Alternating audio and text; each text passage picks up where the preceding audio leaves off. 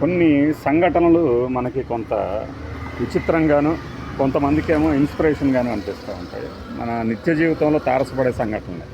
ప్రియాంక చోప్రా మన మహేష్ బాబు గారి సినిమాకి అటెండ్ అయ్యి షూటింగ్కి వైజాగ్ ఎయిర్పోర్ట్కి వెళ్తున్న సందర్భంలో ఆమె స్వయంగా చెప్పిన అనుభవం అన్నమాట. అంటే ఒకరి ఆత్మాభిమానం దెబ్బతినేలాగా మనం వ్యవహరించకూడదు అనే ఒక సూత్రం అయితే నాకు కనిపిస్తూ ఉంటుంది ఇందులో. ప్రియాంక చోప్రాకి జామకాయలు అంటే బాగా ఇష్టమట. ఎయిర్పోర్ట్కి వెళ్తున్న సందర్భంలో పక్కన అంటే మనకి తోపుడు బళ్ళు రోడ్ సైడు ఈ స్టాల్స్ లాగా పెట్టుకొని అమ్ముతూ ఉంటారు కదా. స్టాల్స్ అంటే వీళ్ళు అనుకున్న పెద్ద పెద్ద స్టాల్స్ కాదు, చిన్న చిన్న పీటర్లాగా వేసుకొని బల్లాల మీద అమ్మేవి. అక్కడ ఒక జామకాయలు తీసుకుంటే 150 అని చెప్పారట. ఈమె దగ్గర చిల్లర లేకపోతే ఉంచుకో అనేసి వస్తూ ఉన్నప్పుడు ఆ మహిళ వెనక్కి వెళ్ళి ఇంకొక 2 కాయలు ఎక్స్ట్రా తీసుకొచ్చి ఇచ్చేసిందట. అంటే ఏంటంటే మీ డబ్బులు మాకు అవసరం లేదు అని చెప్పడం.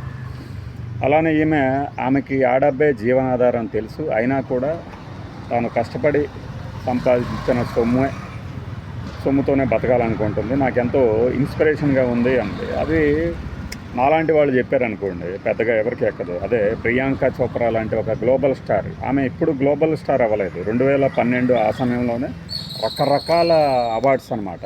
ఆన్లైన్లో సర్వేలు కానీ ఏం పెట్టినా. ఆ తర్వాత ఫారినర్ని పెళ్లి చేసుకొని అక్కడే సెటిల్ అవి నీకు జనాస్తానో ఎవరితోనో. ఇప్పుడు మన మహేష్ బాబు గారి సినిమా కోసమని రాజమౌళితో దర్శకత్వం వహిస్తున్నటువంటి SSMB 29గా ఇప్పుడు వర్కింగ్ టైటిల్ పెట్టారు కదా. ఆ సినిమా షూటింగ్ కోసం ఒడిశాకి వచ్చి వెళ్తుంది. మరి వైజాగ్ ఎయిర్పోర్ట్ ఏంటి అంటే త్రూ వైజాగే ఒడిశా వెళ్ళినట్టున్నారు. ఇది ఆ జామకాయలు అమ్మే ఆవిడ మన తెలుగువారి సామర్థ్యానికి, ఆత్మగౌరవానికి ప్రతీకగా నిలబడితే అలాంటి వాళ్ళు మన సంఘటనలు, అలాంటి జీవితాలు మన జీవితాల్లో ఇలాంటి సంఘటనలు చాలా కనిపిస్తూ ఉంటాయి. కొబ్బరికాయలు కానీ, అరటిపళ్ళు కానీ. అయితే చాలా చోట్ల ఏంటంటే చిల్లర రేపిస్తా అనే చిల్లరగాళ్ళు కూడా ఉంటారు కొంతమంది.